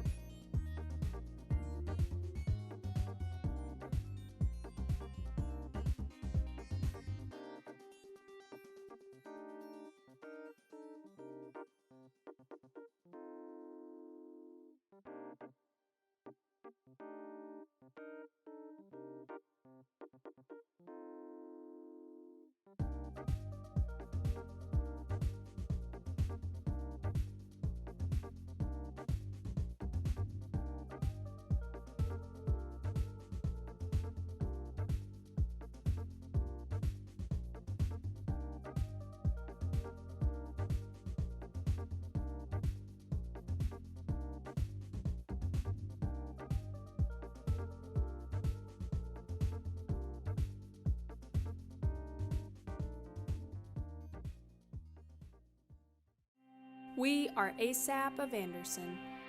We are celebrating 10 years of prevention, powered by more than 11,000 hours given by volunteers like you. Together, we've reduced underage substance misuse in our county by 53.5%.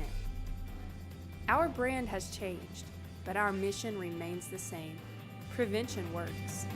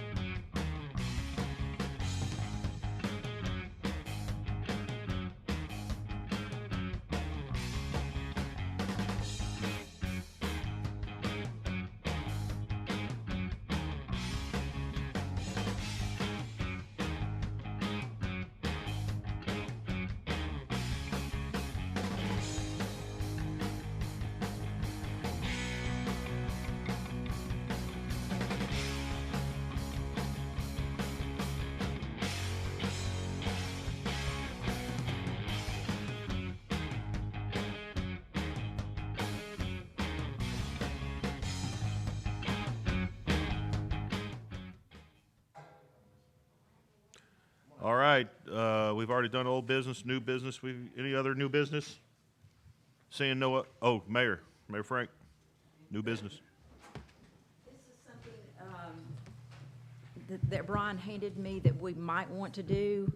Brian, do you want to come talk about this? It's for a go-to meeting if we do need to do, I think the state said today that they would be issuing maybe, I don't know if this would be through a legislative process or through the governor's executive order. We are not allowed to meet, via modern technology. And they're talking about putting something in the law to change that to allow us, should we need to do that. But we would need the resources, and Brian has a proposal here. It's not very costly, and it would allow us to do that. So Brian, do you want to come talk about what that cost would be? We might consider doing a motion to authorize that expense.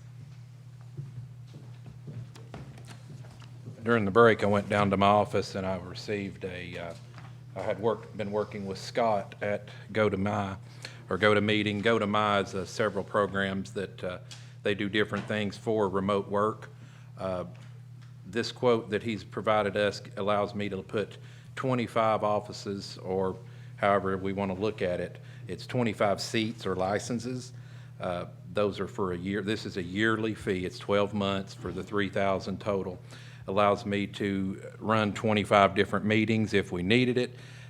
We can increase that number if we needed to with the seats. All of this basically allows us, if you read through, we can do screen share, we can set up HD video if need be.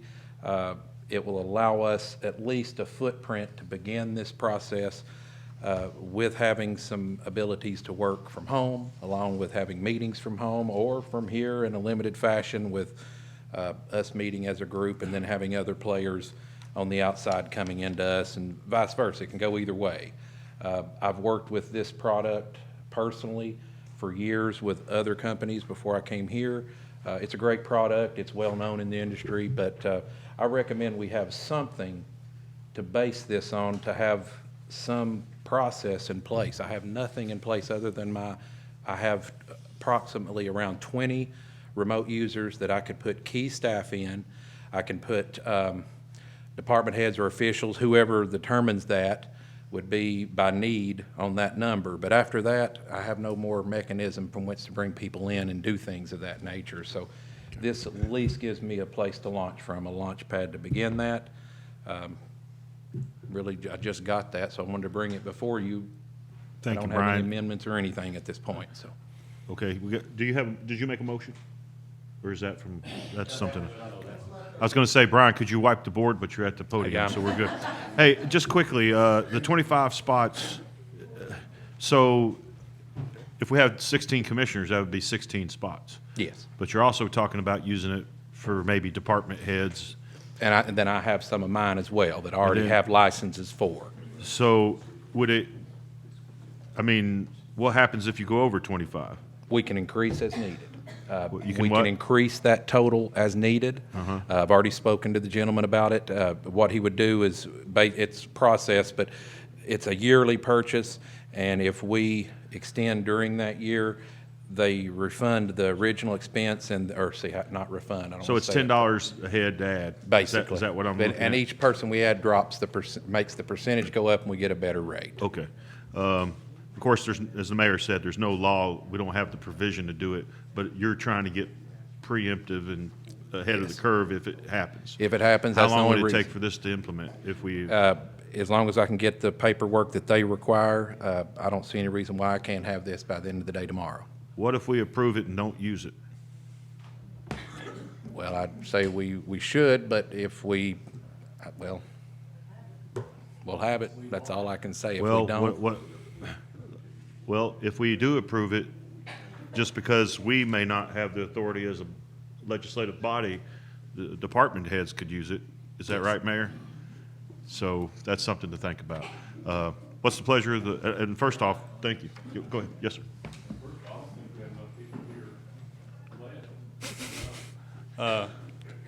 Yeah, we only need 9. Okay. Well, for me, I wouldn't be ready to vote on this right now until we find out if this is even a possibility. as of right now, we can't meet this way. So I wouldn't want to spend the money to do it right now until we at least find out if that's a approved route for us to go. Okay. Thank you, Commissioner Waddell. I'm going to come back to you. Kamey had his hand. I'll come to you, and I'll come to you, Mayor. Go ahead, Kamey. This says valid through March 31st. Could you get them to change that to April 21st? That way we can come back at our April meeting and approve it. Yeah, well, I'm sure that wouldn't be a problem. Yeah, I guess that quote was only good through Sure. March, but if we don't take action tonight, but if you would extend that, if you would talk to them, see if you do that till the 21st, we meet on the 20th. Okay. And by that time, we should have some direction from the state as to whether or not we can do that. And I know the school board did it one time. Yes, I remember. That there is a law in the books that they can. Yeah. And so maybe, they would change it for us. Commissioner, was that it? Yeah. I'm sorry. Yeah. This is an example of what was discussed in the Rules Committee, things bypassing committees. And this, I don't view this as an emergency that should be voted on tonight, but just my opinion. Okay. Comments? Commissioner, Mayor, go ahead, and then I'll come back to you, Commissioner Mead. You okay with that? Thank you. I just wanted to answer Commissioner Waddell. You could always approve it based on if it's needed. There is no reason that he has to go enact this, but I do think if we do have a situation, it doesn't hurt to have your approval in place already. So we could give Brian the directive that don't pull the trigger on it if we don't need it, but he would have that authorization if we do need it and it's there. Okay.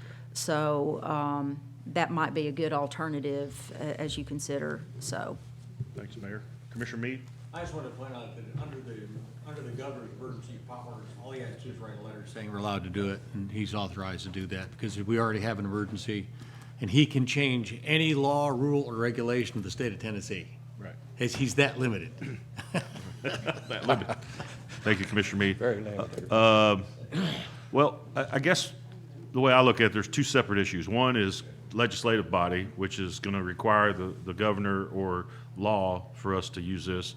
The other is just having this available to the department heads to have a tool to use should the mayor or for whatever reason the courthouse gets shut down. So now, Mayor, I guess I would ask, could the Finance Committee and the Budget Committee have an emergency meeting and make this kind of decision? I mean, it's $3,000. I mean, it's less than, isn't there a threshold that you could use that you wouldn't even require us to really approve it? I'm just asking. Yes, and Jay can probably better answer this. I know that we already have that, for instance, for some medical supplies for Nathan, and I think Catherine and Jay and Nathan have worked together on that, so we could do that. So if you're more comfortable with that. His issue, I think, is you don't have the money, right? I have no money to amend this. Well, but the Finance Committee could allocate it. Is that, I don't know, I'm just asking. I'm not on the Finance Committee. The Budget Committee can't allocate it without approval from the full commission? Is that what you're saying? You get it the next time, next meeting. Commissioner Fritz has got a question.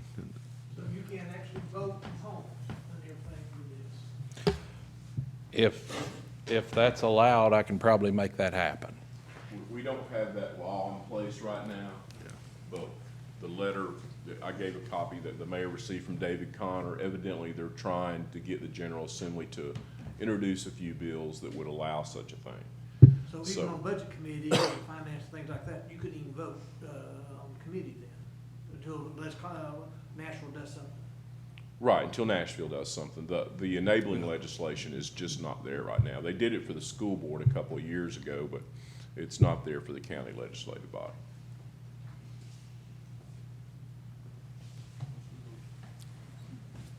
Is there a motion?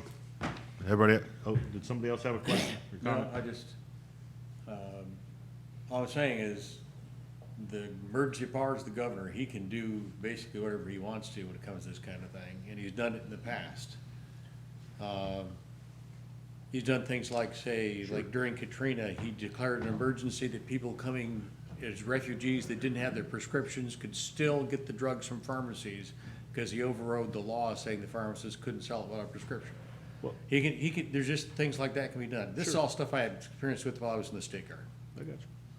So what if we just took this approach? What if, I mean, because Commissioner Waddell's point, what if they decide in the next 3 days to shut down courthouses and meeting places or what have you? If that happens, I mean, do we have the authority to allow for this kind of acquisition, or would we all have to meet again?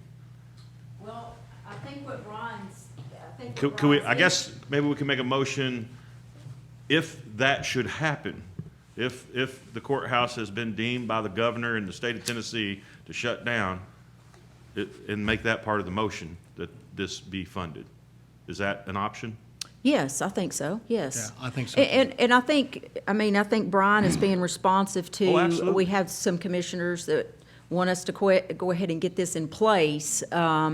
Again, we don't have to pull the trigger unless something happens. So we could but- allocate the funding Yes. if these particular things happen. That Yes. was the reason I came, was the process to go normally would take, depending where it falls in the week, it could be a month or so to get that process.